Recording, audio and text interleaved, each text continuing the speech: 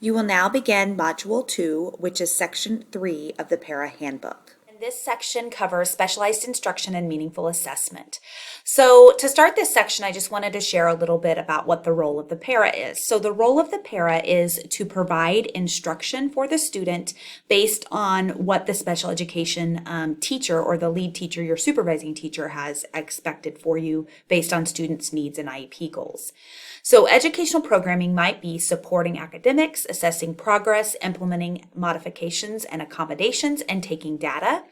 It could also include managing student behavior by supporting with behavioral needs, prompting, reinforcement and feedback, and data collection.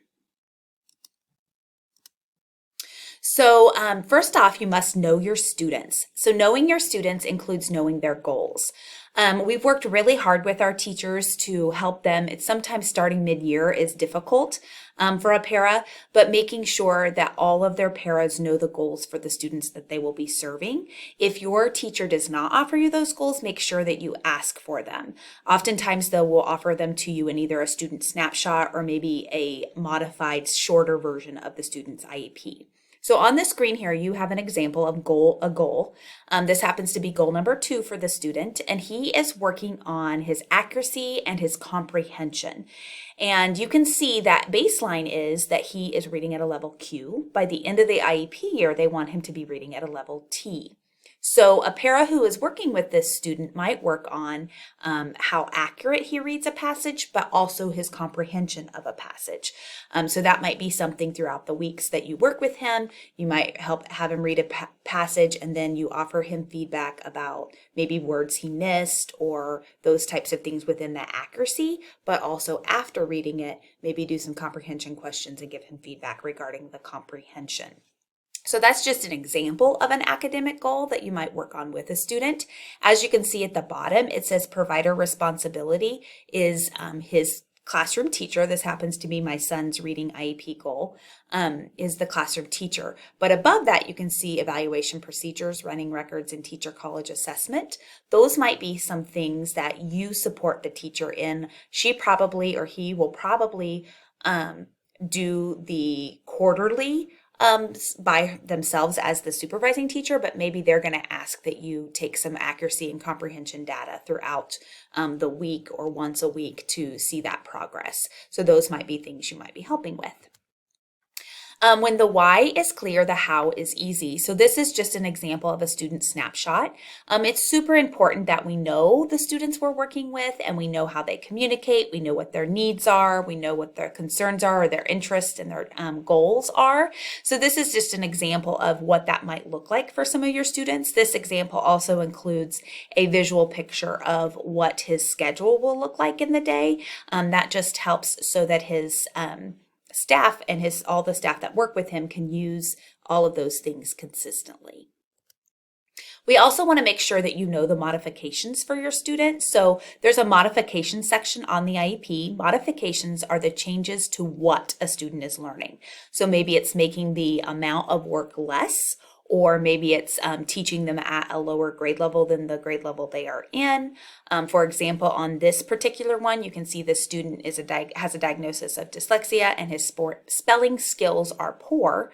So he only has to learn 5 of the high frequency spelling words, where his peers might be learning 20. And then you can see down below, he's also getting a modified homework assignment. So just different things that might support the student to independence and success at their instructional and individual levels. Also, you might see accommodations on your students' IEP snapshots. Accommodations are those things in how you teach the child or how the student learns. So it might be, for example, this student is going to be able to access instruction, and how he's learning is through read alouds and audiobooks. So maybe you'll be reading a book to him, or maybe you will be helping him set up his digital text on his iPad so that he can do it independently.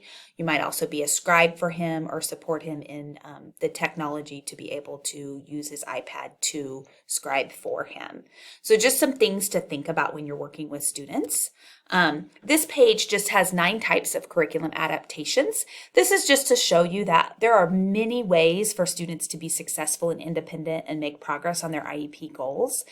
For example, it might be about making less in terms of the quantity of work they need to do so that they can be more accurate in the work they do. Maybe they only have to read 2 pages and then the para reads the rest, or maybe they have to do 5 of the 10 math questions, and they know through evaluation and assessment that team has decided that, or has learned that that student does better with smaller amounts of work.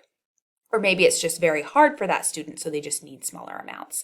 Other things might be time. The student might have extended time to work on an assignment, or extra support might be another option.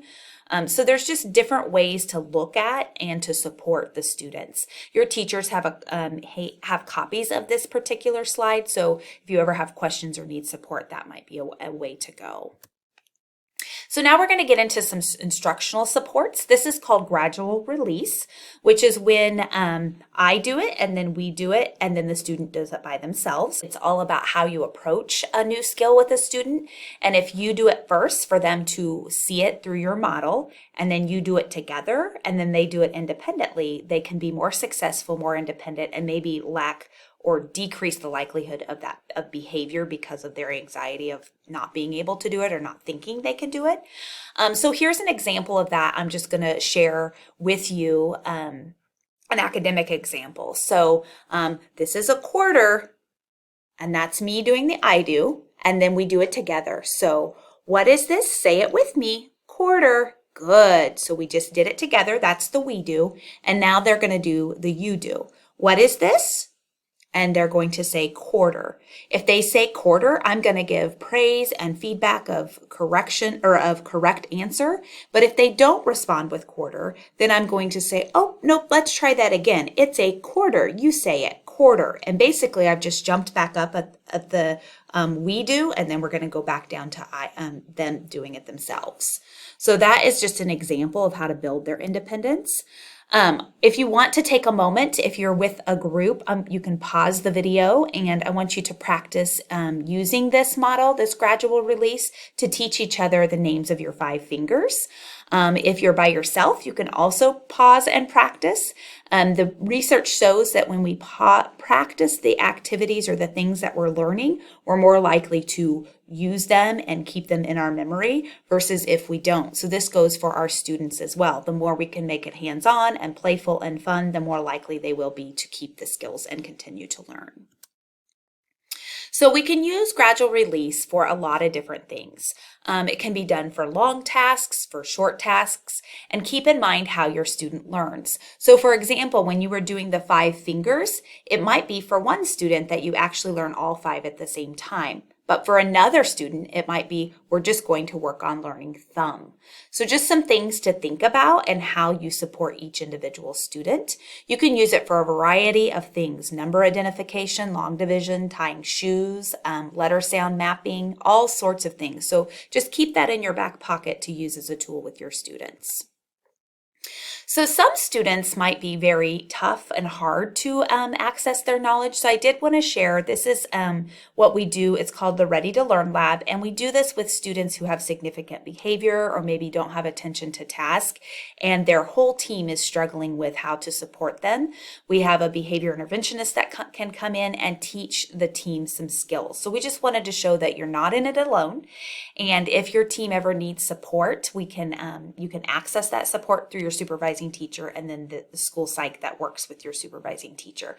But it's also to show that I do, we do, you do can be a model that's used for a variety of things. It doesn't just have to be para to student. Here's some other instructional supports. This is just chunking things into smaller breaks. And giving breaks. So it might be for a student that doesn't have a long attention span, or a student that's attention kind of weans off and isn't as effective and needs some breaks in between to make sure that he's accurate or she's accurate in the work she's doing. So some examples of that might be in a math assignment, having a student complete half and then take a break, go get a drink of water, go do some of their choice break items and then complete the rest. Or for reading and writing, considering chunking it out by paragraph or by page. So pretty self-explanatory, but things we want to share with you as they are evidence-based strategies, which means that they are strategies proven to be successful. Also, examples of instructional support for reading might be some paired reading.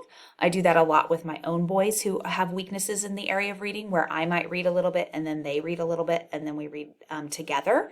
And then listening to the passage or previewing the passage using the visuals of the story to kind of key into some of that vocab and that type of thing. Examples of instructional supports for math, just thinking about concrete to then working toward representational and then abstract. And so some of our kids are very concrete learners. They will need the counting bears or the Unifix cubes to make understanding of numbers. And then hopefully over time, they need less of that and they can start using representation. So then it's just drawing out circles or maybe having pictures of things instead of actually having physical items there with them. And then eventually they get to abstract learning. So that's just something to think about as you work with students in the area of math. In the area of writing, oftentimes our teachers have little tricks and tools. This particular example is TREE. It's to help students gather their thoughts to make a good paragraph or sentence structure. So T is for the topic sentence, and then R is for the reasons. Explaining is the first E, and the second E is the ending or the conclusion. So just things like that really help our students gain success because they are thinking about it in a pattern versus just the overwhelm of, oh my gosh, I don't know how to be a writer. I can't write. They're thinking of it differently. The thing that we want you to get from this section is data collection. So it's so important to know the student's IEP goals, know the modifications, the accommodations that the student needs to access and to get those goals, but then also to take data on their progress, because often without data, it can be a very emotional response. And so you might think, oh, this kid is not making any progress. But if you're actually taking data, for example, this particular student is working on identifying numbers, 1 to 10, by taking the data, we can actually see if there is progress. Sometimes the progress is extremely slow. So by taking the data, we actually have concrete answers to if they're making progress. And if the data is showing they're not, then that's a perfect opportunity to talk with your team and say, we've been working on this skill this way for this long. Well, give me some new strategies, give me some new tools, work with your other para partners and your other teacher and your supervising teacher and gen ed teacher to figure out next steps for you and the student. So that was an academic example. This is an example of data collection and assessment for behavior, which in my opinion is even more important than academic just because it can become so emotional and it can feel like, what are we doing? There is no success for this student.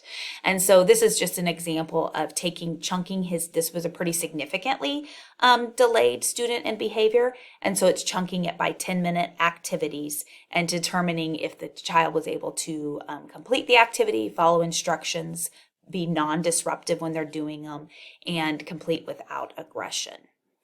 So that concludes Module 2. I want you to complete question 2 on your reflection and then continue to Module 3.